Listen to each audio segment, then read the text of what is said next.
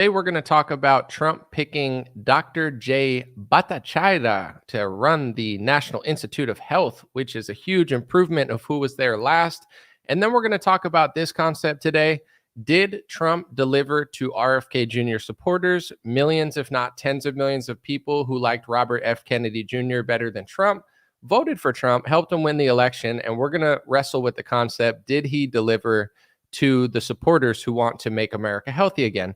Then I also want to talk about a few concepts, including a viral Joe Rogan interview with a venture capitalist and a lot of people that are fearing the technocratic takeover of Elon Musk, Peter Thiel, and his buddies. And we'll ask that question as well.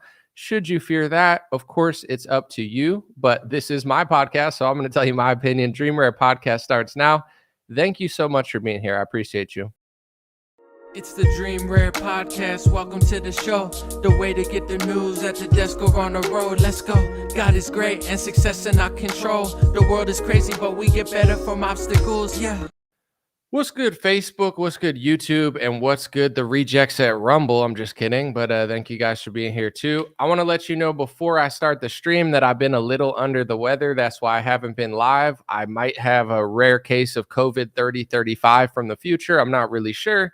So bear with me and hopefully all goes well today. If it doesn't, I'm going to rage quit, potentially cry on camera and embarrass myself in front of thousands of people. But thanks for being here. And we're going to talk about the first topic, which is Thanksgiving tomorrow. Who likes turkey, right? You guys like turkey? No, I'm just kidding. But we can talk about turkey and stuff later.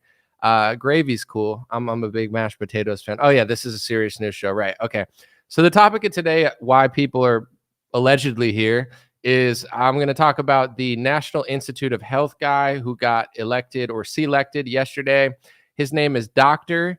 Jay Bhattacharya. Don't say it like that because that's obviously very disrespectful, but it's also hilarious. So I did it, but don't you do it because obviously there's double standards here. Speech laws for thee, not for me. Jokes aside, Dr. Jay Bhattacharya, who I did a little bit of research, and apparently Dr. Jay was a huge critic of the lockdowns, and he put together something called a Barrington Declaration in October of 2020 to essentially say, Fauci, you're a bad, bad boy. Open the country up, you loser. Obviously, it didn't say that. That's amateur, but yeah, he did all that. With that being said, I think it's obviously a good choice. Obviously. I want to talk about, did Trump deliver? Because there's multiple things. Obviously, there's a Secretary of State, there's foreign policy, there's banking, there's all sorts of things that Trump is doing with his cabinet. But for this stream, mostly, I want to specifically talk about, did Trump deliver to RFK Jr. supporters, make America healthy again?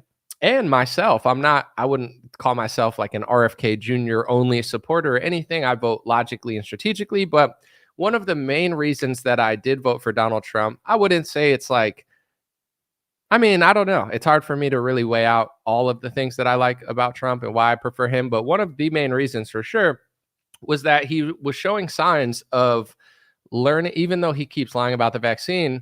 He struck a deal with RFK Jr., who has been a great speaker and advocate against pharmaceutical tyranny, against Monsanto. He's been 10, 20, 30 years putting everything on the line, talking about this stuff. I really enjoy listening to him talk about it because he just tells the truth. And it's not about politics. Like some people were like, oh, well, RFK's a Democrat. And yeah, I'm not asking him to run the State Department or pick the federal judges. That's why I wouldn't vote for him for president. However, you can't just discredit the guy because he's left or right. This topic of food and all, medicine, it's way deeper than left and right. And nobody in the left cares. And really nobody in the right cares. RFK, I could say like a soft mental revolution in a sense. If he didn't come to Trump's side, I don't think Trump's hiring any of these picks. Like, I don't think Trump really cares that much about this stuff. Maybe he would have hired somebody good, but RFK struck a deal with Trump, and RFK is now the HHS director. I'm not going to make you guys wait too long before I give my opinion, but I'm going to break down everything. I absolutely do think that Trump delivered to RFK Jr. supporters. I think he delivered to his own supporters who care about this stuff on this topic. And me, I have, low expectations because I know what politics really is. I'm not starry-eyed and I don't believe everything that maybe I once did. So I had very low expectations and a low bar set for who Trump was going to pick and what he was going to do with RFK Jr. He exceeded my expectations. HHS is the top of the pyramid. He put RFK Jr. there. I wanted that to happen. I was hoping that happened, but to be honest, I thought he would just put him at FDA or something because I didn't see him putting him at the head of HHS. I didn't think he would do it. It's a pretty bold move, and Trump did do that. His FDA director, he's a little suspect in some ways, but I think he's a lot better than the previous FDA director, and he seems like he's definitely on our side for the most part. The CDC director seems great from what I've researched. He's been an outspoken critic of things that you get banned. You can't even say certain things on YouTube and Facebook still about vaccines. And this guy was saying it in Congress 20 years ago, the CDC director.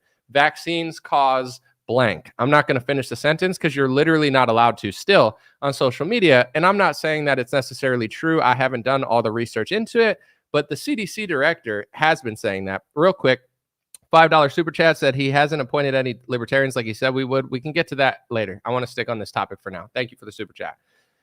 So with that being said, the CDC director is a massive upgrade. The FDA director is an upgrade. The HHS director is possibly the upgrade of the century. This could be the greatest cabinet position of all time. I'm not saying it is, but it could be. The guy he picked for the NIH is an A+ upgrade, massive upgrade. His Surgeon General sucks. His FDA guy's okay. With that being said, I mean, that's a pretty good delivery. It's not perfect. It's not flawless, but I was not expecting flawless, and I was not expecting perfection. And I was honestly expecting disappointment and Trump to just give RFK a fake position, be like, here, you run this, and then we'll have the pharmaceutical lobby run the HHS. That's not what Trump did. Trump gave the king of the castle to RFK Jr. I'm not going to repeat it because I talked about it in last live stream, but if he would have put the Surgeon General as HHS and then RFK at Surgeon General, that would have been horrible. The fact that it's reversed, I mean, he gave RFK the bigger position, let's be honest. So although I think Joseph Ladapo probably should be the Surgeon General of America, he's the Florida guy, he's great. Trump did deliver for RFK Jr. I'm glad he did that because I think this is another thing too. Libertarians, maybe this does or doesn't work for you or other groups.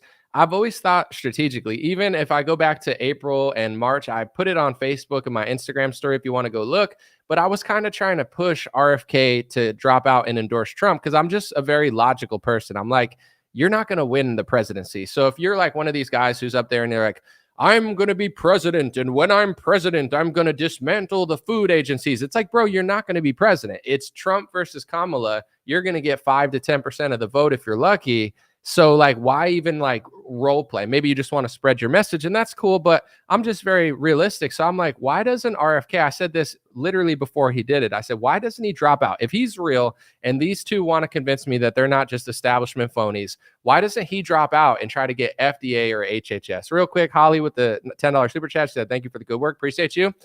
And then RFK literally did that. And then look what happened. He could have said, oh, I don't want to join anybody's administration. But it's like, let's be real with RFK Jr. He's good at a lot of things. He's a talented guy. But there's one thing that he's the best at. Like if you could say, what's your strong suit when it comes to politics and your activism? It's the foods and the drugs and the medicine and the pharmaceuticals and the human health services. That's where he's the best at. So it's like, do you want to run for president and do nothing and literally not win and just like collect emails or something? And, now you have a big following and you could do it, parlay it into like a book deal or something. Or do you want to strike a deal with Donald Trump, who I still believe, even with all his flaws, is a deal maker? He is willing to strike a deal that benefits him. And now he gets to be HHS director. I believe that was the greatest political maneuver in recent history outside of maybe Trump himself, who rose to power like tremendously. And I think libertarians and other groups should think about it because, say I ran for president. I'm not going to, but I'm just being realistic. Say I ran. I had the polling numbers. I'm not a liar. I believe in myself. Trust me. Like when I play sports, like I don't think I'm going to lose. I always try till the end of it. I'm not a loser and I don't give up. But I'm also very honest. So if I ran for president and I had 5 to 10% of the vote, but I knew for sure I wasn't going to win, I would do what RFK did and be like, listen, do you want my 5 or 10%? If you want my 5 or 10%, you have to put me at the top of one of these government agencies that I get to correct and make America better. If not, I'll just screw up the election. You know what I'm saying? I'll just do what I got to do. And then, you might lose. Joe Biden might win. Kamala might win. that's kind of how I think, because I think it makes the most strategic sense. So a lot of people are getting mad at Dave Smith and others for thinking this way or just thinking logically in general about this. And I get it. Everybody has their own perspective. But I think that RFK made a really smart move. And now we actually have real ones at the health agencies. The Surgeon General sucks, but besides her, everything is such a massive improvement. It's almost too good to be true, because, it's hard to believe that our government would actually allow these people to fix the health agencies. With that being said, I'm pumped about it. I'm excited, and I'm interested to see what they do. With that being said, there was a Joe Rogan interview with this guy, Mark Andreessen. He's a big venture capitalist, right? And he talked about how they debanked a lot of people. Andrew Torbus talked about that from Gab. He got debanked, and apparently 30 other tech CEOs did as well. And it was an interesting interview. I listened to part of it. Some people really like it because Mark Andreessen, even though he's a rich venture capitalist, he comes off very like innocent and kind of like nervous. Like he's nervous to share this information because it's so powerful. I'm just saying how he comes off to me. With that being said, like a lot of people love it, but there's a lot of people that they just don't trust any rich people, any venture capitalists, any tech people. They think that every tech person has a bad agenda, and there's no way that Mark Andreessen or Peter Thiel or Elon Musk or anybody like this has any good intentions whatsoever. They have to be bad because they work with government or they work with big business, and there's no other way around it. They're trying to lure you in and corral you to some sort of technocratic takeover where you're going to be a slave. They're going to put a computer chip in your head and they're going to hate you forever. Here's my thoughts about this. I try to be as honest as possible when I go live and when I do reporting, where it's like, if I know something, I'll show you. If it's obvious, I'll show you. But I like to be reasonable about odds, like maybe or maybe not.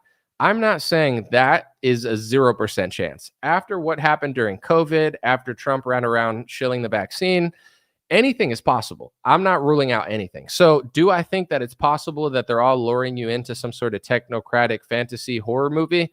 Yes, but me personally, I'm putting that at a pretty low percentage, maybe 10, 20%. It's not super low, but at the same time, it's not like, it's higher than most people would probably put it, but I'm not 100% sold on that. And I think a lot of people that I watch online that are becoming like these Puritan truthers, where they literally just hate everybody all the time. Nobody's good. They hate me. They hate Dave Smith. They hate Thomas Massey. Now they hate Ron Paul. Like they hate anybody that says anything good about Trump, because it's just all about opposing everything and they didn't consent, so they're better than you or whatever. It's like, I understand the perspective, but I don't know that I'm really afraid of the technocratic state.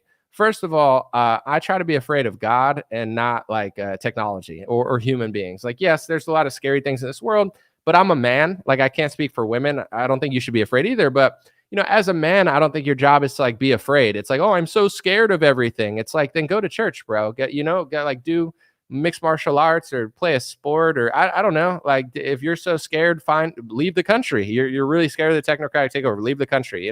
You think they're going to enslave you. You have no power. There's no optimism. You're done. You're toast. It's over. Run away. And if you're not running away, then you probably don't really believe it.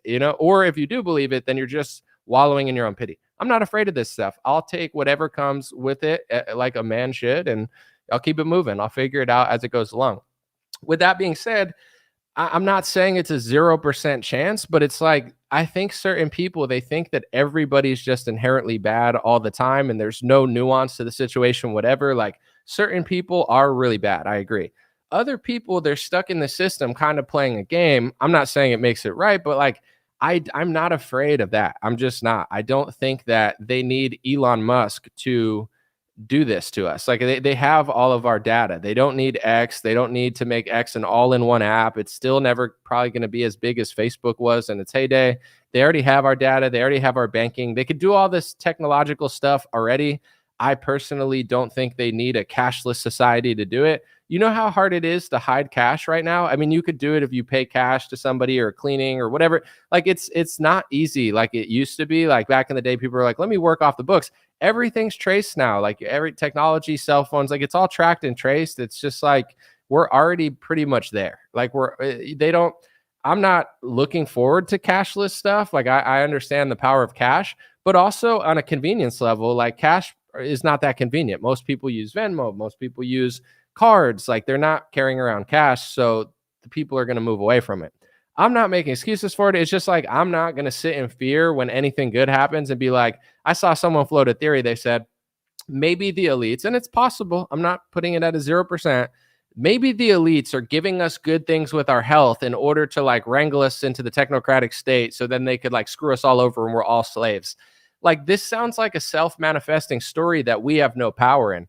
I don't believe that I have no power. I don't believe I'm a slave. I don't believe I'm a pawn. I don't believe that the elites have so much leverage over me that I'm a sitting duck and I can't do anything in this world and I have no free will and humanity is just inherently bad. I don't believe these things. And if I really thought that way, like I said, I would probably just leave the country. Like, I wouldn't stay around for all of these things to happen. I believe that things can change. I believe that people can change. When it comes to other people, like, I don't have to trust Elon Musk. I don't have to trust Donald Trump. I don't have to like a lot of things he says, but I'm not God. So it's like, I'm not going to sit and live the rest of my life thinking about what he's doing. I'm going to sit and think about what I'm doing because I think that that will probably affect the trajectory of my life more than just thinking about other people all the time.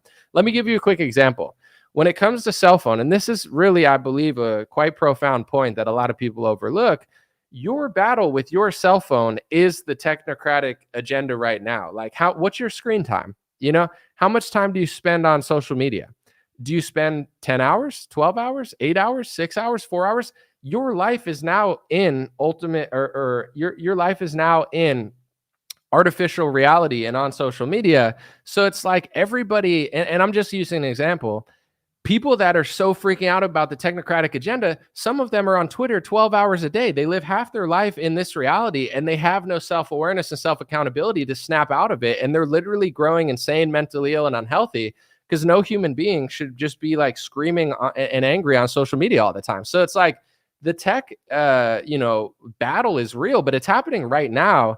And self-awareness and self-accountability, I believe, will free me from the technocratic elite more than freaking out about the future of what may or may not happen. So like with me, I work online, I make my money online. I, have like everything's online now, paying online, bills are online. Like, I'm on the computer way too much. I'm trying to get off it. I'm trying to build a life outside of it. It has nothing to do with what other people are doing to me. It has everything to do with what I'm doing to myself. So, there's people in the comments that are mad. You're probably the main person that needs to hear this message. You have no self-awareness and self-accountability. You just think other people are bad all the time, but you think your actions, your behavior, your screen time, the energy that you put out into the world on social media, you think it has no impact whatsoever. Like, everybody else is bad and you're just so good, right? You don't have to think about what you're doing at all. You're just such a good person. And every person that gets on the Joe Rogan podcast, or any person that has influence, and Dave Smith and Ron Paul and Thomas Massey, they're all just so bad because they disagree with you on one topic, right? Because they're not freaking out like you. Someone said, I'm always mad. That's a wild way to live. So it's like, on one hand, I'm very self-aware, and I think that that's a huge issue that's going on. On another hand, like I said, with the future of consolidation of tech, it's possible, but also I think there's like, if you're just going to be 100% sure on the worst possible outcome, I think you've earned the title of pessimist. Like, I'm not 100% sure on the worst possible outcome. Like, I'll say 20%, 30%, it's possible. I'm not saying it's not possible. I'm not ruling it out. I'm not saying you're crazy for thinking it. I'm saying it's weird energy to put out there to be like, I'm 100% sure that everybody's horrible. I'm 100% sure that it's ending in tech slavery. I'm 100% sure. And I'm just going to be mad at anybody else that has like optimistic thoughts about anything because I'm 100% sure in the worst possible outcome. I could never live that way. I think I would not be successful or happy or enjoyable to be around if my mindset worked that way. But a lot of people, that's how their mind works. And they think that that makes them the ultimate activist. And, I'm not going to name names because I'm on social media. I see a little bit of everything. Somebody who I really respect their reporting, I think they do great work. They've become one of these people where everything's doomed. They act like they're 100% sure that technocracy. And then they talk about certain things and certain groups of people who control the world. And they talk about it in such a stupid manner. And everybody's making fun of them on X because they're like, bro, you're dropping the ball on this one. But that's how you drop the ball. You drop the ball when you think you can't possibly drop the ball. When you think everybody else is bad, I'm so right, and I don't even have to think about what I'm saying, you end up just being wrong because you're not as smart as you think you are, and you're not really as tapped in, where it's like, it's definitely possible that happens. But when I look at humanity and I look at human nature, I see greatness. I see great athletes. I see great shows. When I watch TikTok and stuff, I mean, it's a little annoying, but sometimes you just see like human innovation and people doing incredible things where I don't think the end of our human story is technological enslavement from Elon Musk. Like, I'm not trying to manifest that reality. I don't think it's going to happen. I don't believe that. But if it does happen, then I'll act accordingly and still not be afraid of it and just try to make the right moves. But it's like, this is where I kind of draw the line with other people. If you're floating these ideas and doing reporting and pushing these out there and showing like people's connections, I think reporting's great. The elites and the people running the country, they need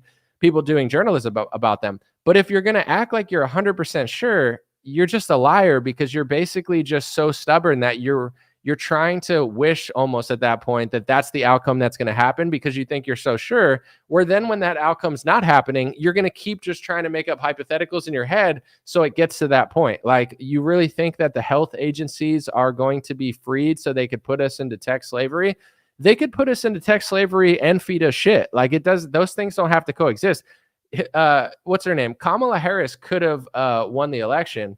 Trump could have been assassinated and they could have been like, all right, it's over. You have no say. You have no votes. You're done. Shut up. And what were you going to do about it? Nobody was going to be able to do anything. If you tried to do some sort of protest, the feds probably would have set you up and it would have been like January 6th. So it's like, there's so many outcomes that this could go. And I'm not asking people to stop doing reporting about Republicans. Elon is an interesting character. He deserves reporting. Trump, I've already told people what's going on with the Republican Party. They're passing anti-Semitism hate speech laws, and they're almost completely controlled by a foreign country, to the point where you point that out, they call you anti-Semitic, even though you're just being honest because you like the First Amendment and want national sovereignty. That's the big story with the Republican Party. I understand the other stuff, absolutely, but it's like, I don't know. I'm leaving some wiggle room for a positive outcome personally. It's like, even with Peter Thiel, right? This guy's connected. He works with the government. He provides all sorts of like intelligence to our government. Okay, so does that mean that anybody that does that in that sort of business, they have to be 100% horrible and they have to want to hurt you? There's no possible way that somebody could get into that sort of business and not be like an 100% demon. And I don't know. I haven't done that much research on him, so I'm not saying he's like so great. I haven't even listened to a podcast about him. I just know he has a lot of power and he's a big player behind the scenes in the Republican Party. I'm not asking people to sugarcoat it or stop doing reporting. It's just like, somebody's going to provide intelligence for government. Somebody's going to provide the technology. Somebody has to have that, or else we're going to fall behind. I'm not making excuses for what the intelligence community is doing, but it's like, is anybody that works in tech and intelligence, they have to be 100%. There's no way. There's no possible way that they're filling a role that somebody else would fill, and they're not as bad as somebody else. There's no possible way that Elon's slightly better than other people. There's no possible way that we're going to fix our food supply and America's going to start thriving again, and we're going to get that collective consciousness. You look at all 50 states, they're all moving Republican. All 50 states. To me, outside of the vote, culturally, that's a good sign. All 50 states are getting more conservative. Voting or not voting, that's one topic, or Trump or not Trump. But to me, as a man, I'm not stupid. I've done reporting for 6-7 years. I think I figured out a lot of what's going on.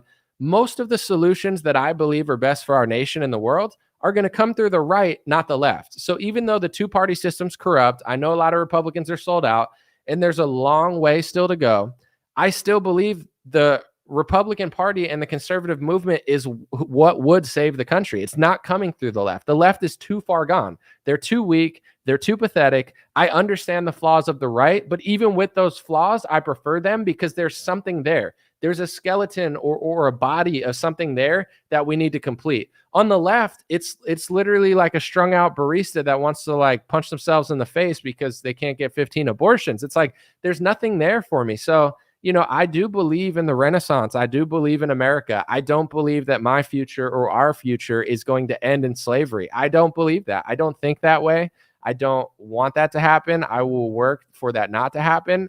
And if it does go down that route, I'll call it out like everybody else. And I appreciate great reporting on people to connect certain dots. But it's like, I feel like it's just, this is my opinion, it's disingenuous to act like that's an 100% certainty. And that's the only point I'm trying to make. Could it happen? Sure. Is it a 20% chance? Absolutely. 30, maybe 50. I don't know, but sure. Let's just say it's a 50%. It's still not an 100% chance. Why would you be 100% sure that we're going to fail? I don't believe it. I don't buy it. I think there is a realignment happening. And in the realignment, people are going to try to swallow up the realignment and use it for their causes. But now's the time to join the conversation. Now's the time to, use social media to really connect on something. And this is another thing as well. One thing that Democrats and Republicans do very well, besides their massive budget that's impossible to compete with, they know how to organize, and it's like I'm not somebody, I'm very individualistic as a person to a flaw, but like Democrats know how to organize, but they're too fake. They have no authenticity. They're losing. Republicans know how to organize behind Trump to some sort of extent. Libertarians, they just fight with Dave Smith all day. Anarchists and libertarians are so individualistic, they can't ever organize. So they're always going to lose to a bigger group because they can't group on anything. They're always tearing each other down like crabs in a bucket. So are the progressive left and the communists and stuff. They're doing the same thing. It's like, I do believe in calling out tyranny. I do believe in calling out Trump. I'll continue to do it when I think he's wrong. I'll make reporting on his bad picks. I love good reporting whenever anybody reports on stuff. But it's like I'm not just having this crab in a bucket mentality trying to drag everything down like both are equal. They're not. The best of our nation is going to come through the right. There's already massive movements. There's people challenging the establishment. There's people rising the ranks. And that's going to be our end. It's going to be through the right. And with that being said, it's like, is your energy throwing that reporting out and giving everybody the tools to use and then we're all crushing? Or is it just pulling everybody down anytime they get anywhere and then just yelling? And then it's like the elites are just going to win at that point because we have no organization skills. And, it's definitely an interesting concept, but that's my opinion about it all. Let me know what you guys think in the comments. I like what's going on at the health agencies. I'm still always skeptical, and I definitely, my personal perspective, based on all my research for the last 5 years, the big battle in the Republican movement is going to be Republicans. They take so much donor money, or they're so brainwashed or something. I don't know what it is, but I have ideas. Also other things, but they're passing anti-Semitism hate speech laws against the First Amendment of the Constitution. These laws protect people like George Soros. These laws protect all the billionaires that mysteriously own everything, but you can't say they own everything because it's one of the speech laws. You can't say that a tight-knit group's a tight-knit group. You can't say that certain religion and certain ethnicity it does well in banking, even though everybody knows they do well in banking. These are hate speech rules against the Constitution that are disgraceful, and every Republican should be standing up against Republicans for that. And any Republican that speaks out against it usually gets pulled down like Matt Gaetz and gets replaced by someone like Pam Bondi, who's going to enforce the anti-Semitism rules. So to me, that's the big battle of the Republican Party. There's a few others, but they're going to try to infringe on our First Amendment. And we need to be able to hold the line and say no. That's to me an issue that's going to fall behind the scenes. As far as technology, it's definitely worth looking at because now there's drones. Like drone warfare is real. Elon Musk does have a creepy company that's talking about putting computer chips in people's brains. These are all things that people absolutely should pay attention to, absolutely should do reporting on. Just don't be 100% sure in the worst outcome. Also have, discernment with who you burn bridges with and who you don't. And also, don't give up on yourself, and we'll get through it. I'm not afraid of that. And I can't speak for everybody because I'm not a pastor, but I notice a lot of people that freak out about all these things. They're like godless. They're like, they don't believe in God. They believe in, like their political ideology that they read in a book. And it's like, I can't relate. I'm afraid of God. I'm not afraid of Elon Musk. I'm not afraid of these people. I'll report on them. I'm never going to stop. People are like, well, how did you do this and then do this? I'm still going to do it. I'm still going to say it. I've just identified the right's better than the left. Even when the left is right about something, they're almost always right for the wrong reasons. Not everybody, because most moderate, normal liberals are now Republicans, like Tulsi Gabbard and stuff. But in general, it's like the left, they're just too far gone. Like there's no substance to build. The right it has problems, but there's substance there. The concepts are there. It's all there. It just like we need to push it in the right direction. The left, I don't think they're equal. I think the left is wildly like wrong on every level that there's no point of even like trying to pretend like it's the same. That's my opinion. But Hannah Banana said, get well soon, Anomaly. Do you think Matt Gaetz was at risk of being blackmailed out of his attorney general position? If so, why? My personal opinion is that Matt Gaetz stood up against the anti-Semitism speech laws. Matt Gaetz stands with the First Amendment of the Constitution over Jewish lobbyists in Israel, for lack of a better term, that I'll probably get called anti-Semitic for, but it's true. So because Matt Gaetz believes that America belongs before speech laws against the Constitution, he gets called anti-Semitic by the press. There's a scandal with two guys that just so happen to be an ethnicity that you're not allowed to talk about. I'm sure it has nothing to do with it. And then he has to step down. And then the same organizations that were calling him anti-Semitic are now celebrating Pam Bondi, saying she's going to crack down on protests. She's going to get the FBI to crack down on protests. They replaced Matt Gaetz because he was 20 times realer than Pam Bondi, and he believes in the First Amendment over the anti-Semitism speech laws. That's why I think that they went for Matt Gaetz, and I think they'll go for anybody like that in Republican politics that actually believes in the First Amendment. There's very few people that do. You know, Thomas Massey, Matt Gaetz, Marjorie Taylor Greene sometimes. I think Anna Paulina Luna votes pretty well on it. But 90% of Republicans, they don't believe in the First Amendment over the anti-Semitism speech laws. And I try to explain to people too, like if you read the speech laws, it's just it's a hate speech law. It's like if you say George Soros funds the Democrats, you just committed anti-Semitism. Well, it doesn't matter because I don't believe he's likes Israel. It doesn't matter, dummy. Read the speech law. It's not what you think it is because you listen to Mark Levin. He's not going to tell you. It's not what you think it is because you listen to Ben Shapiro. He's not going to tell you. Dan Bongino's not going to. None of these people. James Lindsay, fraud, not going to tell you. Konstantin Kisin, he's not going to tell you. So it's not what you think anti-Semitism means because you're brainwashed by these media stations that are never telling you. It's what the actual law says. You can't say that George Soros is doing that. The United States State Department accused India, who's pro-Israel, of anti-Semitism because they said that George Soros was puppeting their politicians. Read the anti-Semitism hate speech laws. They're global Jewish Israeli speech laws that are being passed all around the West that are identical to quash criticism for one race, one religion, and one country. And Ben Shapiro knows about it, but he barely talks about it because he's part of the system. You know, they all are. So that's what's going on. That's the truth. That's why they smeared me as anti-Semitic. That's why they smeared Thomas Massey as anti-Semitic. That's why they smeared Matt Gaetz as anti-Semitic, because Matt Gaetz, as a Christian, or he claims he is, he tried to tell Christians this anti-Semitism hate speech law also makes part of the Bible illegal. There's part of the Bible that is now considered anti-Semitism. And the crazy part is Christian brainwashed, sold out Zionists in Republican politics are the ones selling out their own religion.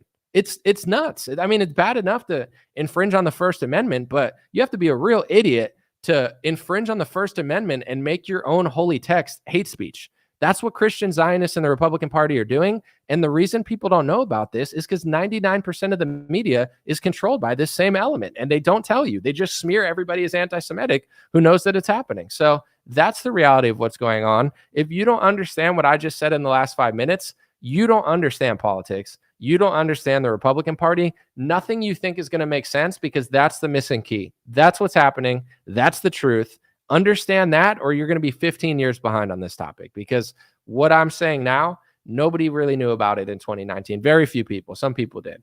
Now it's becoming more because it's the truth. The truth ages well. And that's the Republicans' blind spot. And it's their blind spot because they're funded to do it and basically bullied into doing it, blackmailed into doing it. I'm not saying like everybody's sexually blackmailed, but like the blackmail could be, oh, you know, look what happened to that person who talked about that. You don't want to talk about that, do you? You want to come on this news station, do you? I knew this in 2019. I knew I could never work at most news stations because of this topic, because I'm like, I like the First Amendment more than Jewish speech laws. And they're like, wow, that's anti-Semitic. I was like, no, that's what you claim to say, believe in. You believe in the First Amendment for everybody, right? And they're like, yeah, we just say that, but not like literally, like we like that's what's happening.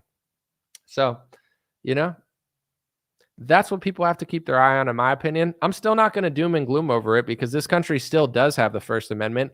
And the further these speech laws are pushed, eventually the courts are going to weigh in on it. I don't know when, but to me, this is a Supreme Court issue. I don't know what's taking them so long, and I don't know which way they're going to judge. But I don't doom and gloom. I'm just telling the truth. Let's see. I'll read some more chats. Someone said, can we get off the Israel bashing again? There's no, I'm going to repeat this again. Every time someone tells me to stop, I'm just going to say it again. I don't bash Israel. What their country does, what they're doing, their war, this is not about that. I haven't even mentioned it this entire time. I haven't bashed the country one time. God bless Israel. America has the First Amendment. The First Amendment does not say, let's pass hate speech laws for one race, one religion, and one foreign country. That's not what the First Amendment says. My stance is a First Amendment stance, okay? And every midwit that's either brainwashed or just a phony and they're in on it, they try to say I'm being hateful. Why are you? I didn't bash that country one time. I said America should not pass hate speech laws that quash criticism of Israel, quash criticism of George Soros, and make part of the Bible illegal. If you're a Christian, they're making the Bible hate speech. What's there not to get?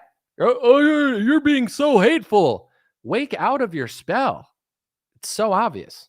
I didn't even mention that country or what they're doing one time in this live stream because that's not really, God bless what's going on in the Middle East. It's horrific, but I'm just saying, like, I'm just being real about this topic. No emotion. I'm not attaching Israel and Palestine. America, First Amendment, hate speech laws, donors. That's what I'm talking about. If you want to hallucinate that I'm saying something I'm not, nobody believes you that has an IQ over 40 and isn't it a liar?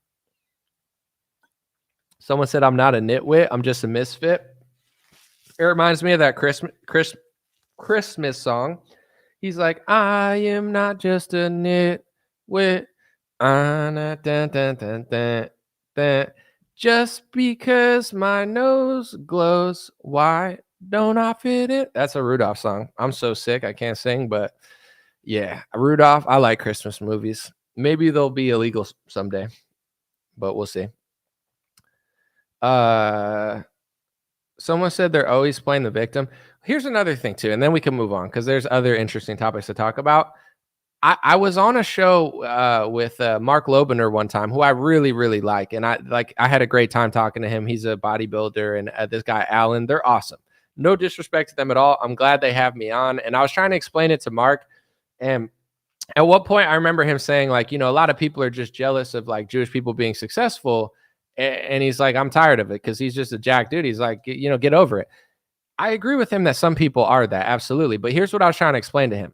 Me personally, I don't care that Jewish people are crushing in a lot of industries. I don't care what group's doing well. If an Indian guy owns a pharmaceutical company, cool, whatever, But here's the thing.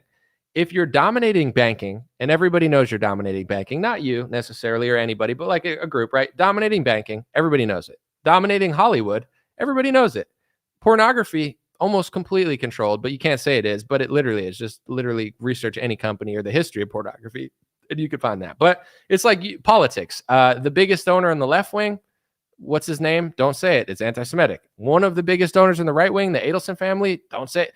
Okay, I don't care. It's not a competition, but it's like, okay, you're doing well in all these industries, right? Oh, cool. Don't care. Not jealous. Can care less.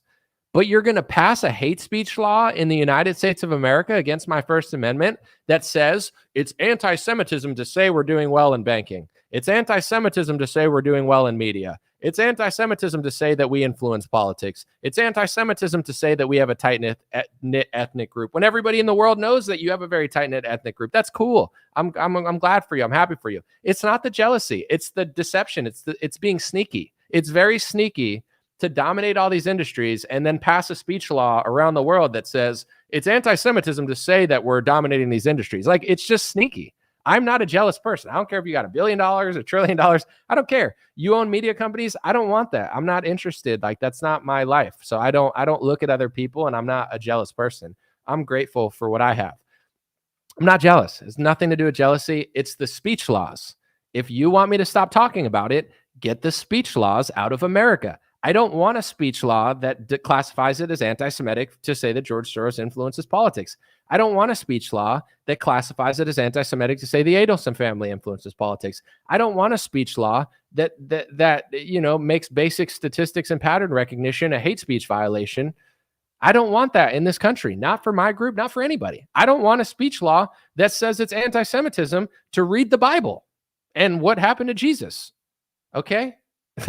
That's it. It has nothing to do with jealousy or anger or Israel. It has nothing to do, oh, you're just hating. I'm not hating at all. I don't care about any success or other countries. God bless everybody. Get the speech laws out of the United States of America. If you can't do that, then you're against Americans. You hate me. You hate our Constitution. You hate equality. You hate freedom. You hate a society that functions in America. So let's just be honest about it. Let's stop with the BS. Everybody that tries to claim I'm so hateful, I'm not. Get the speech laws out of America. And every Republican influencer that doesn't talk about the speech laws, get them out. And then I'll stop talking about these countries completely. Another thing too, is I saw Ben Shapiro. He said that basically because Joe Biden slow walked foreign aid to Israel, that people died. It's like now if America doesn't give our taxpayer dollars to Israel, Ben Shapiro is going to accuse you of getting people killed. It's like our taxpayer dollars are just guaranteed to them. We have no say. Give us your money or we're going to, we're going to blame you. It's like, wow, this is a really fair transaction. And then if you ever say America did something purposely, Ben Shapiro will be like, oh, okay, maybe. If you say Israel did something purposely in war, Ben Shapiro accuses you of blood libel, which is a Jewish term that he gets for his ethnic group and his religion that's being passed into the United States government through these anti-Semitism IHRA speech laws. So it's like, get rid of the speech laws and I don't care what you do. But it's like, you're anti-Semitic if you don't give us free money. You're anti-Semitic if you say the country that I like did anything purposely. You're anti-Semitic if you say that I like the country that everybody knows. Did you know it's anti-Semitic to say that Ben Shapiro is loyal to Israel? That's anti-Semitism, according to anti-Semitic. His whole podcast reeks of that, which is fine. I don't care. It's like, if you like Vatican City and you're a Catholic, cool, bro. I don't care. Who am I to tell you what countries to like? But now it's a speech law that Ben Shapiro never talks about. Get the speech laws out of the country. Nobody's falling for it anymore. Nobody's falling for the, oh, you're so hateful. Oh my gosh, you're so hateful. No one's falling for it anymore. The group of people that knows this is growing and growing and growing. Why? Is it because of just random hate that Mark Levin talks about? No. Is it just hatefulness that Ben Shapiro talks about? No. Or James Lindsay acts stupid about? And by the way, he looks very large. He looks like a bloated tick that like sucks somebody's blood. James Lindsay, he looks gross. Anyway, it's just like, these people are not going to talk about that. And they're just going to be like, oh, everyone's just being so woke and hateful. Get the speech laws out of America. Okay. I don't want speech laws for any group. It would be like if black people were passing speech laws that said like, you can't say this, you can't say that. And it's racism according to the definition of the State Department. And it's like, yeah, I don't agree with hate speech laws. And they're like, oh, you're just so racist. No. Or Asian people or anybody. I wouldn't want it for any religion. I wouldn't want it for my own race. I would know. This is how self-aware I am. Maybe Ben Shapiro should listen to this. If someone was passing hate speech laws for my ethnic group, I would know why people were getting annoyed because I'm not a complete oblivious idiot. So I would be like, I'm Italian, I'm Polish, I'm part Puerto Rican, I'm Czechoslovakian. If they were passing speech laws for that, and I, as an Italian guy, was like, I don't see the problem with it, then I would be like, and then everyone would be like, you're in on it. And I'd be like, that's anti-Italophobia. They would be like, well, you're obviously in on it because you're not only not talking about it from a First Amendment standpoint, but you're crying hate speech with this new term that's being passed into the government. Like I would know why everybody would stop trusting me and think I'm sneaky. But no, Ben is just completely oblivious. It's like anti-Semitism, hate speech laws being passed for his. He calls everybody blood libel. And if you don't give us, taxpayer, you're hurting people. If you don't get, it's like, dude, he's too smart for that. He's too smart to not know that. He's just sneaky, like he's not stupid. You think he's so stupid he doesn't know? I would know that. You don't think if America was passing anti-Italian speech laws and more people were getting annoyed by it, you don't think I would come out and be like, I don't think it's really fair since only a small percentage of the population gets special hate speech laws to protect like donors and billionaires and media moguls. But, other groups, of course, they're going to get annoyed because in the United States of America, the system doesn't work if certain groups get certain rules and hate speech laws. I don't care if it's LGBTQ plus or black or Jewish or Spanish or whatever. Like this country doesn't work with hate speech laws. Everyone needs to be able to talk freely about each other. If certain groups have special rules like DEI, it doesn't work. Everybody complains about DEI, but Republicans never complain about the DEI that they're doing, that they're pushing. They complain about reparations. There's reparations being given out right now to a certain group of people by Kathy Hochul, but you'll never hear Matt Walsh talk about it, because if Matt Walsh talked about it, he might have to go bye-bye like Candace Owens. They're all just like useful actors. They toe the line, they make their money, they go home, and they feel good about themselves, but they know what I'm talking about. They just can't tell you about it. I can. So it is what it is. You can call it hateful if you want, but it's not. I don't hate anybody. If Palestine was passing speech laws, I would be talking about Palestine every day. If Saudi Arabia was passing speech laws in my country, I'd talk about them. If I lived in England, I'd probably talk about something else, because they can't say anything in England. They can't talk about gay people. They can't talk about Islam. England is like a pathetic cucked state. So I'm not English though. If I was in England, you'd probably hear my rhetoric changed a lot, but I'm American. And these are the hate speech laws being passed in our country that no one seems to care about. And my own party is in on it. So that's why I talk about it all the time. Nothing to do with hate, has everything to do with the First Amendment. And also, if you really want to stop hate, you got to get rid of the speech laws, because it's like, for example, with the crime rate, someone said, let's move on. Let's not, because this is kind of relating to everything in this world. You can like stop racism with education and stuff, sure, but also everybody has to treat each other well. If we live in a country where every race is treating each other well, then racism would go down naturally. But if there's lopsided things going on in violent crime, etc., certain people are not going to like it, and you can't legislate people to like it. Like, why don't you like that? Well, because people don't like violent crime. Let's take Japan, for example, right? This is an easy example because probably no one will call me racist over it. Extremely safe, extremely clean. I'm going to use white because, you can do that nowadays and people won't get mad at you. Let's just say 50% of or 20% of Japan was all of a sudden white, and white people were just like being sloppy, because Japanese people are cleaner. And I like white people. Don't get me wrong. I'm just saying, like, Japanese people are like psychotically clean. And like, if a white person's walking down the street eating a hot dog and it's like falling onto the floor, and then they're like, yo, white people got to stop doing that. And you're like, oh, you're just being racist. It's like, that doesn't stop racism. It's just going to make Japanese people hate you more, because you have no self-awareness of what you're doing and you won't stop it.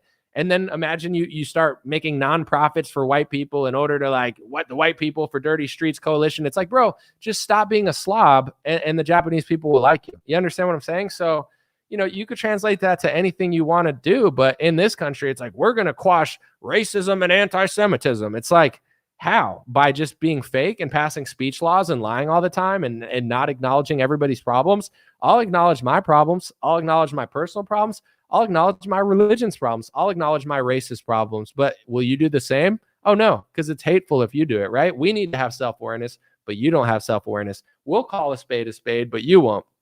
We'll police our own, but you won't. That's America, and that goes into so many different categories where people are like, I don't get it. It's like, what, like, things would naturally stop if people stop doing stupid stuff. But if you have one group passing speech laws, one group not self-policing and getting mad at everybody else who notices basic statistics that are provided every year, it's like, people could get mad all you want, but at the end of the day, it's like there's not going to be cohesion. Everybody, every race, every group needs to come to the table and just be honest, because there's things that everybody can improve on. I'm not coming to the table saying my group's awesome. It's like, there's a lot of issues in my group as well.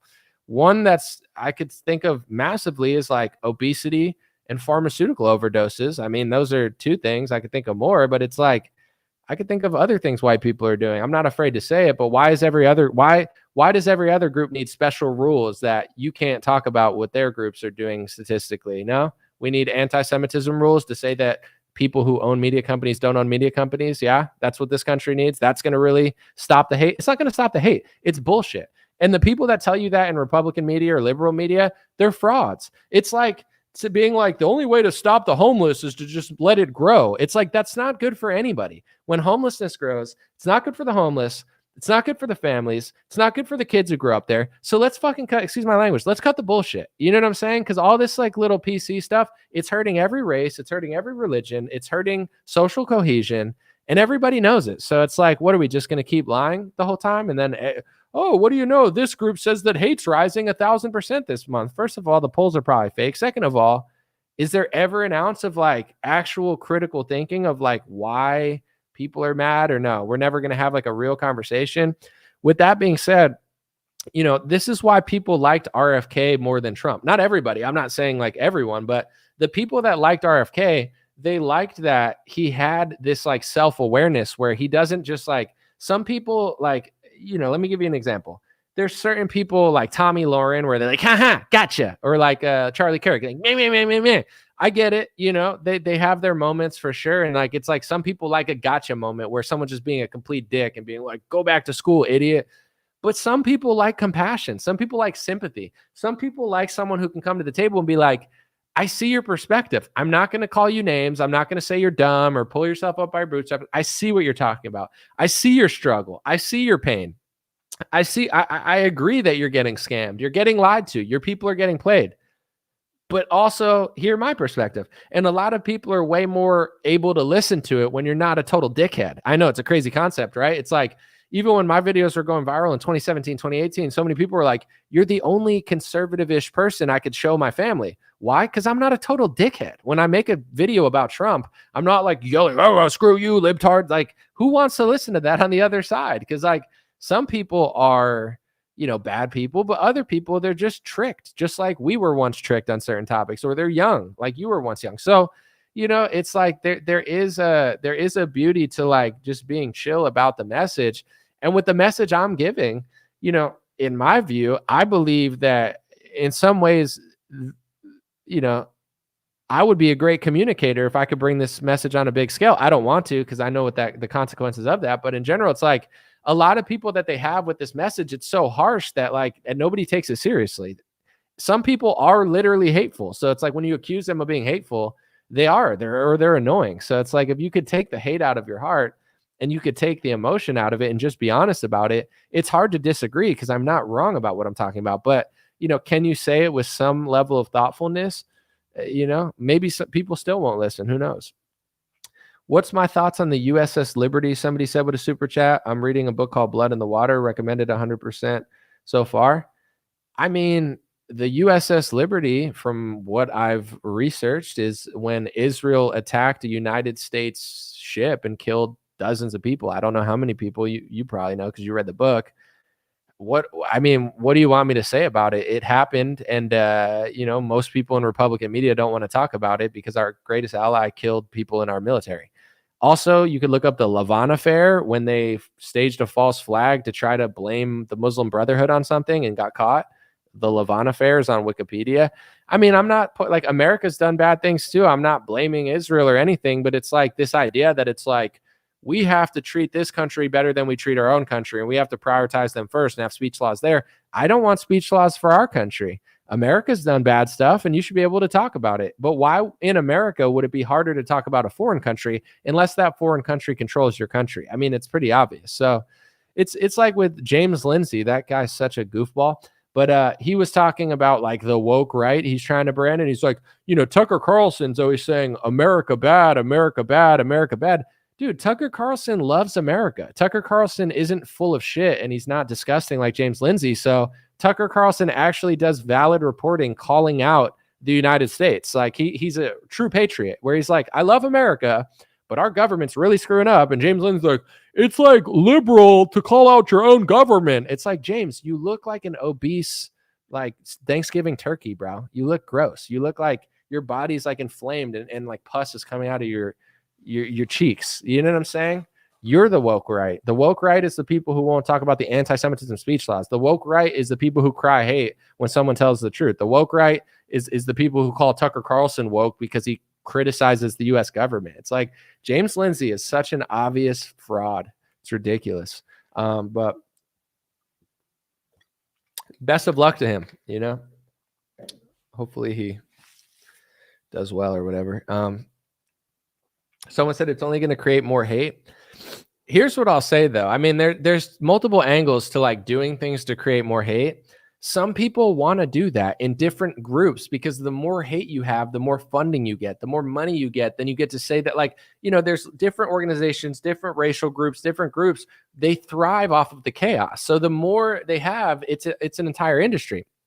With calling things anti-Semitic, I'm just going to be 1,000% with you, because there's other topics that this relates to, but it's like the United States gives billions of dollars to Israel every year.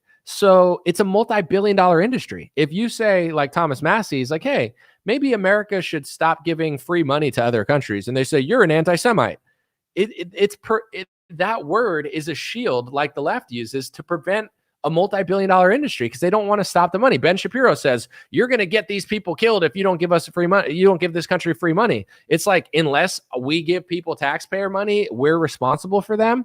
How is that a fair deal? Like, why doesn't Zelensky pay for stuff? I don't know. Like, why, I don't get free stuff. Why is he getting free stuff? Doesn't he have money?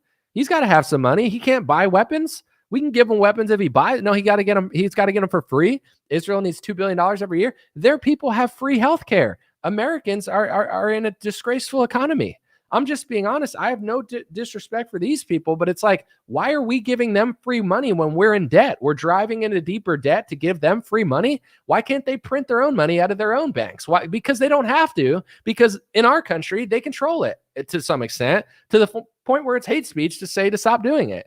It's the same thing with like reparations. Everybody says, oh, I'm so against reparations. Yeah, that's what they say when it comes to black people. They don't want black people to get reparations. But Matt Walsh won't talk about the other reparations that another group's getting, because they probably get the most reparations in the world. If you look at how much reparations they're getting from different countries, our country, millions, billions, billions, billions, billions. So it's like, using the word anti-Semitic, it stops you from stopping a bunch of money that's going to somebody. It's not going to me. So it's like, that word is a useful tool, because it's like, it can shut down any criticism of billions and trillions of dollars flowing around. It's like the same example when you say, oh, I don't like Zelensky. They say, oh, you're paid by Putin. No offense, I don't give a shit about Putin, and I don't give a shit about Russia. I mean, I like every country to some extent. I don't hate any group of people, but it's like, I have no ties to Russia. I'm not Russian. I don't care about them. You know what I'm saying? Like, I'm American. But why do they accuse me of being pro-Putin if I just don't like Zelensky or giving him money? Because that's their way to make you look crazy so they can keep taking your money. It's the same thing. You know what I'm saying? It's the same thing. It's just the reality of how things work. I don't know. Can you not talk about it? Probably not. You're not supposed to, but I don't know. I just did. So, and everybody gets it now. Not everybody, but more and more people are getting it. So I don't like, it's the truth. Someone said, did you folks remember that Bongino was Obama's personal secret security? I saw somebody like from an Isaac Cappy account tweet that, and Dan said, yeah, I am. And I wrote a book about it. I mean, I don't know. When you're Secret Service, you got to just do what you're told. So I don't think he's like personally responsible for anything, nor would he probably have any. I mean, I don't know that. I don't know how much the Secret Service knows or whatever, but I don't like to accuse people of things I'm not sure about just because they worked in a position. But clearly other people are doing that. So Hillbilly Sophist said, bro, I love your lives. Thank you. I appreciate it. I mean, for the real ones, I think we're striking some pretty serious gold here. For everybody perceives different things from different moments, but I think, we got some real winning moments here. I'm going to have to turn on these lights real quick if I'm going to continue streaming, or else I'm going to be in the dark. Look at that. It's a serious show. Okay, I want to just run an ad real quick. And I'm not going to put a thing on the website, because if you can't spell it, then you're not smart enough to get the savings. But it is Thanksgiving time, and it's Christmas, and could be Hanukkah. Maybe you celebrate Kwanzaa. I don't know. Maybe you're anarchist and you believe everything's pagan, and you just sit there and stare and play video games. I don't know. But whatever it is, it's a good time to give people a gift. Dreamrare.com, folks. We got these black beanies. We got blue beanies. I have long sleeves. Everything's made in America. A Stay Blessed long sleeve. I got a long sleeve that says God is great. I got a shirt that says Big Farmer, not Big Pharma. But it's 20% off for the next week. And the code is turkey, the word, all caps. I was going to spell it out and put it on the screen, but then I'm like, you know what? If someone can't spell turkey, then I guess they're just not smart enough for 20%. So this is for the high IQ intellects out there only. If you could spell turkey, Turkey, all caps. Yeah, that's the 20% off code. 20% off everything at dreamrare.com. And I've never moved my prices. My hats are the same prices they were in 2021 and 2022. I haven't moved with inflation. Same price, same stuff. I mean, to some extent, I got new orders, but you get it. Dreamrare.com. DREAMRARE.com. Dreamrare.com. Maybe I'll put that on the screen. Maybe I won't. If I do, it might freeze the whole thing. Let's see. There you go. Dreamrare.com. Beanies. You see it right there? Look at this technology. It's like as good as Fox News. It's like, wow, what's going on? Are we watching Rachel Maddow right now with this type of tech? I'm pointing at a thing that's not even there, folks. This is like, it's like the future, dude. This is like Peter Thiel, Elon Musk level technology here. But dreamrare.com, there it is.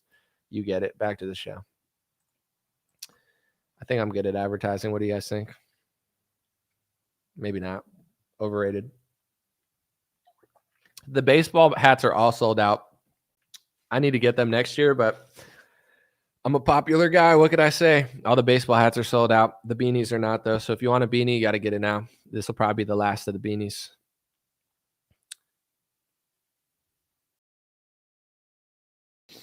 Someone said Dan Bongino's already talked about working for the Clintons. I'm not gonna pick apart his Secret Service because I think it's an honorable job, you know, and it's not like he has any say of what they're doing. So I would never blame Dan Bongino for that, but other people are. I would just, you know, now he's a news commentator, so you know, I have more of an opinion about his news commentary than like nitpicking things that I don't know about his Secret Service. I don't see the value in that, but other people do. I don't know. People are brutal out there, man. But you know, if Dan Bongino was Secret Service, he has zero power. Like he's not allowed to make any calls. You understand what I'm saying? Like, and people think just because he's Secret Service that you think he's like in a room, Obama's like boning someone and he's like watching them. I find that highly unlikely, but I have no idea. I've never been Secret Service. Someone said I'm blown away by the awesome graphics anomaly. Thank you so much. I'm not trying to brag, but it's like kind of a big deal, you know? What do I think of the cabinet pick so far?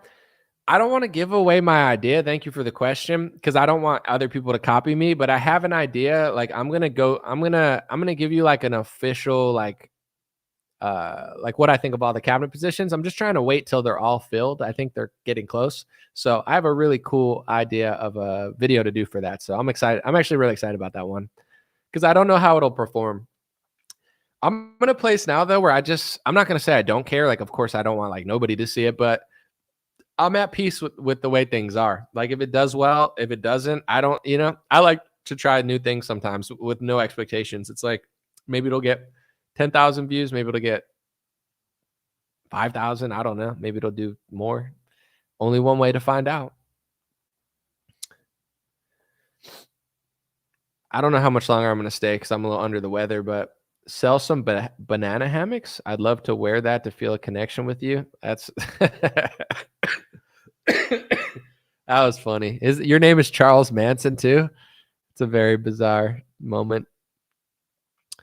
You fascinate me. I appreciate your views, Bearman. Well, thank you, Dan. I appreciate you. Someone said, man, we think alike. You're always fair and balanced and aware. God bless you, brother. Thank you, Shane. I appreciate it. Yeah, I feel good. I feel good about stuff, but it's interesting because social media, it's a beautiful thing, but it's also like everybody gets their opinion out there. In one way, it's amazing. Everybody gets to compete with the media. In another way, I always say it's like being at a party with like thousands of people. You're not going to like everybody at the party. You know what I'm saying? But on Twitter, you have to just listen to everybody at the party. So I find that the most honest and wise people are not very judgmental of what other people think. And the dumbest, most egocentric people that are like not as smart as they think they are the ones always trying to like bully everyone into thinking the way they think. I burn bridges very strategically. Like I don't just burn bridges with anybody. I value loyalty. I value friendship. I value people that I've talked to.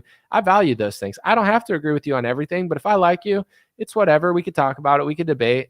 But like James Lindsay, he blocked me months ago, but like I I don't know him, but also I just think he's a phony. So it's like I don't know that we ever had a bridge, but like I'm fine with burning that bridge because I just think James Lindsay is being such a phony. And so like he's coming for Tucker Carlson because Tucker criticizes America too much. It's like, bro, shut up. But I wouldn't just burn bridges with like so many people that I used to be friends with have burned bridges with me over little petty topics. And it's like, that was a dumb move. You know, it's just like, I'm very strategic with it. But like the smartest people I know, they don't act that way. It's always the people that are just emotional and dumb. They're like, agree with me. And you're like, no, you know? And then it's people that aren't impressive people. They're like, I wish you were more like me. And it's like, why would I want to be you? You don't even want to be you. Like, look at James Lindsay. He looks terrible. You know what I'm saying? Like, why would I want to think like you or look like you or be like you? Like, you don't even want to be you. Let's be honest. Like, these people that are always so douchey, they don't have like self-awareness, you know? I got really awesome friends that have desirable lives, and none of them try to like force me into thinking like them, you know? That's not how you operate. But whatever. Someone said, I value low IQ opinions more than midwit opinions. Well, you know, I would sound like a hypocrite if I complain about this. So I'm not going to complain, but it's like, I've done well because I've been allowed to compete. So it's like, I get to be there. Right. So let me try to see how I could do in this field. Right. And I did pretty well. Everybody has that opportunity now, like 2020, 2019. And in some ways it's a great thing. Cause like back in the day, it was just the mainstream media. Then it was the early people. Then it was the brave people. Then it was the COVID brave people. And now everybody wants a podcast. Cool. I'm not mad at it. How could I complain? I did it just earlier, whatever. But with that, you know, like people will accuse me of that. Like the mainstream media will say, well, who do you think you are? I went to Fox News and I worked at CNN. It's like, I'm better than you. You suck. And I'm not even bragging. You just suck. Like you watch CNN or MSNBC. They're so bad. Their technology's good, but their message, their energy, they're not entertaining. I don't think they're as funny as me. Like I'm not impressed by the skill level. Like I look at a top tier comedian and I'm like, okay, I can't do what he does. Like he's got 20 years of like, I couldn't just go on a stage and do that. Like I'm very aware of like, I'm funny, but I couldn't do that. I look at CNN and I'm like, I could definitely do that. Like I could do that because what are you doing? You're just like, today I'm reading the teleprompter. And it's like, okay, shut up, bro. And you're like, today I'm just going to read what they're all reading because we all get the same script. Not impressed.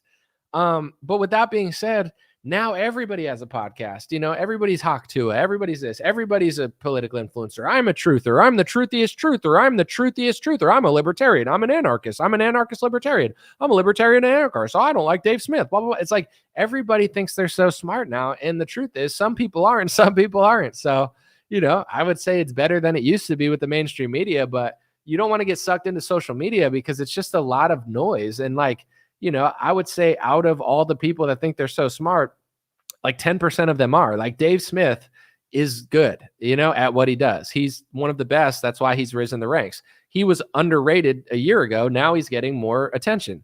He deserves it. He was better than other people. Jimmy Dore is good. Tucker Carlson is good. Candace Owens is good.